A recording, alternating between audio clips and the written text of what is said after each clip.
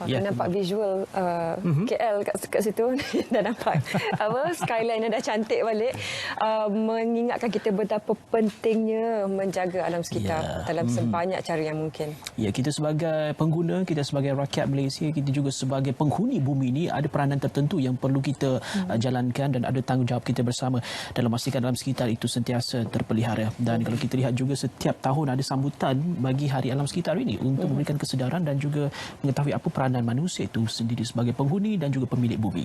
Baik, sambutan dan juga pengisian bersama kami di studio dalam kesibukan jadual beliau beberapa bulan saja menyertai kementerian ini.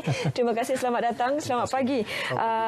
Dr. Nagulendran adalah Kangga Karasud, Timbalan Ketua Setiausaha Alam Sekitar, Kementerian Tenaga, Sains Alam Sekitar dan juga Perubahan Iklim.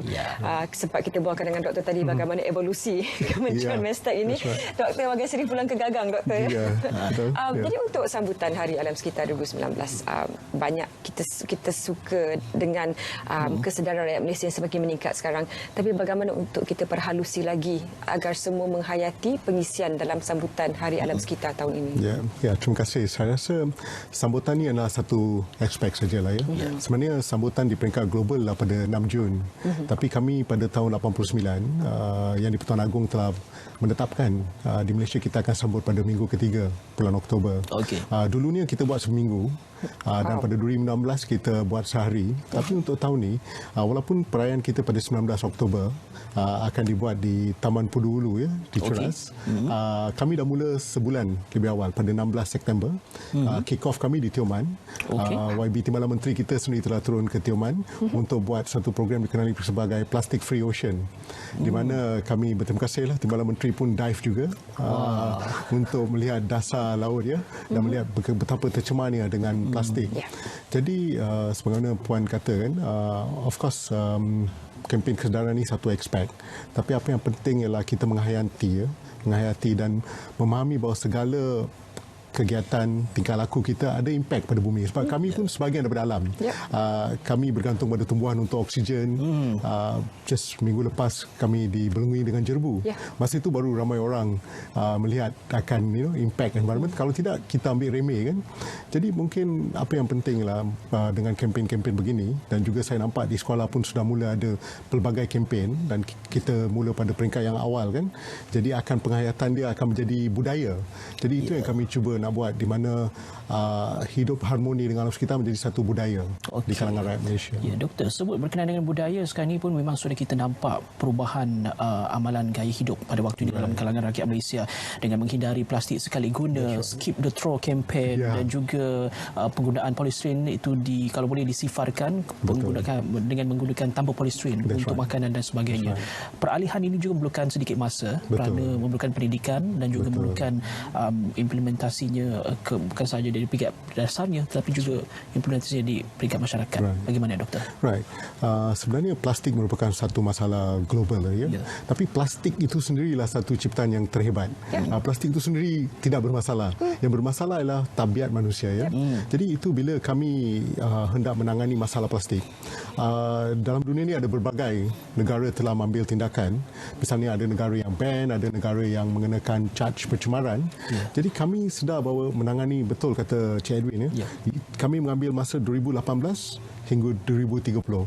Nampak lama, tapi kami nampak untuk menangani ini secara holistik kita memerlukan masa yang lama dan memang pada peringkat awal kita menangani plastik bag dan juga straw dan dalam fasa kedua yang mungkin bermula pada 2022 kita akan melihat pada plastik sekali guna yang lain.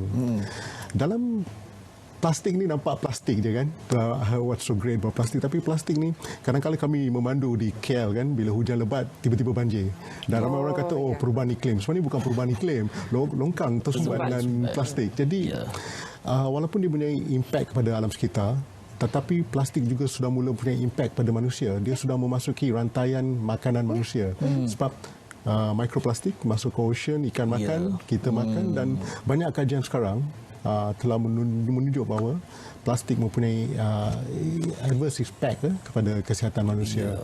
Jadi pendekatan kami adalah polluter pay principle dulu, di mana kita bayar 20 sen untuk plastik bag, kita menidakkan straw dan diharap lama kelamaan benda ni akan menjadi budaya lah, Jadi pada masa yang sama kami juga hendak pengeluar untuk melihat extended producer responsibility. Bila mereka menghasilkan satu produk, mereka kena fikirkan apa akan jadi produk itu selepas pengguna dah guna. Jadi mereka kena ada elemen pengajaran dan sebagainya supaya produk itu boleh memasuk ekonomi sirkular supaya boleh diguna semula. Dato' lihat dari segi political will barangkali, sebab para peniaga kita tahu mereka mengutamakan keuntungan, bukan tidak beretika, tapi tidak dapat disangkal profit dulu, dan kalau dibandingkan penghasilan plastik, polystyrene dan juga paper container, kertas, paper ni agak mahal sikit, kertas agak mahal. Jadi ini menjadi barangkali satu kekangan buat mereka untuk menjadi pengeluar yang beretika. Bagaimana untuk dapat digariskan keseimbangan antara kedua-dua itu? Right. Dia economy of scales ya, dan sebenarnya bila kami menghasilkan roadmap dokumen single use plastik ini, zero single use plastik, pada tahun lepas masa belanjawan, kami sebenarnya memberi insentif cukai kepada pengeluar-pengeluar yang hendak beralih daripada menghasilkan beg plastik konvensional kepada beg plastik yang biodegradable. Jadi kerajaan memberi pelbagai insentif, tapi saya faham tidak cukup ya. Jadi kita kena arus perdanakan perkara ini supaya lebih ramai memakai barang-barang mesra alam. Jadi kos dia boleh berkurang. Kami akui sekarang memang peringkat awal, tapi bila satu Malaysia, satu region bergerak ke arah begini dengan pendidikan yang sewajarnya, kami dapati ekonomi dia akan lebih berdaya saing lah. Produk-produk begini rupa. Doktor menyebut berkenaan belanjawan ataupun ialah ada kos tertentu yang kita perlu gunakan sekiranya ia melibatkan bahan buangan plastik kerana ia susah untuk diurai dan sebagainya, dan juga memerlukan kawasan yang luas di tapak perpustakaan sampah. Itu juga memakan kos yang tinggi dan akhirnya bagaimana pula antara itu? Betul. Di peringkat global ya, semua plastik yang terhasil selama ini hanya 9% dikitar semula. Di Malaysia mungkin angka dia agak tinggi. Mungkin di Malaysia kita, saya difahamkan, mengitar semula lebih kurang 17 hingga 18%. Tapi kebanyakan dia masuk kepada landfill. Jadi, dan landfill ni sebagaimana kita tahu, dia lama-kelamaan akan penuh dan ada pelbagai lagi akibat daripada pencemaran yang mungkin boleh disebabkan oleh landfill. Untuk pengisian mungkin program rundown yang boleh kita kongsikan dengan warga masyarakat sekiranya mereka ke Taman Pudu Ulu nanti, apakah antara tarikan ataupun apa yang akan disampaikan kepada para pengguna khususnya untuk mesej Hari Alam Sekitar? True. Mesej ataupun tema tahun ini sama juga tahun lepas, kami meneruskan Alam Sekitar Tanggungjawab Bersama. Itu tema kami. Cuma di sini mereka akan diberi pendedahan sedikit tentang satu aspek baru, ialah tentang e-waste. Sekarang hampir semua rakyat Malaysia ada handphone kan. Jadi handphone, smartphone ni lepas digunakan, terutamanya di kalangan yang suka menukar, kami tidak tahu ke mana handphone itu pergi ya, sebab handphone ini mempunyai elemen-elemen yang boleh mencemarkan alam sekitar jika tidak dibuang dengan baik. Jadi semasa program tersebut kami akan memberi pendedahan cara melupuskan bahan-bahan elektronik e-waste dengan betul. Dan di samping itu, satu program yang selalu dijalankan ialah program menanam pokok. Cuma kali ini kami menanam pokok, tapi kami juga ada expect information bagaimana penanaman pokok ini dapat membantu ya dari segi jangka masa yang panjang dalam kesejahteraan negara dan juga penduduk ya. Jadi ia sangat penting. Tapi seperti mana saya katakan, we have got satu 1 month of program, banyak aktiviti berbentuk fun di mana melibatkan pelajar sekolah. Kami juga telah menayangkan dokumentari Blue Planet dengan kerjasama Pesuruhjaya Tinggi Britain di Malaysia. Jadi visual ni sangat captivating. Jadi kami harap dengan mesej-mesej begini, rakyat Malaysia akan mula faham ya impact kita kepada alam sekitar melalui dokumentari begini. Dan terima kasih kepada RTM kerana ditayangkan di RTM setiap malam Blue Planet ni. Ya, baik. Kalau kita lihat fenomena jerebu di negara kita semakin lama semakin pulih dan sudah pun kembali kepada asalnya, udaranya, mungkin ini juga merupakan salah satu peluang untuk kita memberikan penghargaan kepada mereka yang berusaha dalam memastikan kualiti udara juga dalam keadaan yang baik. Masyarakat Malaysia juga yang memainkan peranannya. Doktor, bagaimana? Ya, betul lah. Terima kasihlah. Kami telah mendapat penglibatan pelbagai agensi bekerjasama untuk memastikan tiada kebakaran di Malaysia, tiada forest fire, tiada kebakaran belukar tanah gambut. Jadi kami berterima kasih semua anggota bomba dan NADMA dan sebagainya, termasuk agensi-agensi Mestek. Tapi kami berterima kasih juga kepada cuaca sebab monsun peralihan monsun telah masuk dan kami tidak ada jerebu. Tapi jerebu memerlukan kita tangani secara jangka masa yang panjang. Kalau tidak, kita memerlukan kerjasama serantau di mana platform ASEAN. Kami juga melihat sama ada perlu mekanisme undang-undang untuk aktiviti merentas sempadan. Dan yang paling penting, satu yang kami tengah fikirkan ialah kami juga ada komponen sains di kementerian kami yang mempunyai dana untuk memajak R&D untuk menangani kebakaran di tanah gambut. Sebab walaupun kami ada check dam dan tube well, tapi untuk jangka masa yang panjang saya rasa tanah gambut ni perlu ada R&D untuk cara mengatasi kebakaran di tanah gambut. Doktor sebut tentang jangka panjang, sedikit masa yang kita ada lagi untuk rangkuman, Doktor. Bagaimana untuk kita ubah situasi bila mana seakan-akan kita tunggu, memang bulan 10 memang macam tu. Memang ada jebu. Jadi kita nak memastikan tidak ada lagi expectation, kita tidak tunggu lagi jerebu itu, tidak menjadikan ia satu yang diterima dan perlu satu yang dibanteras. Betul.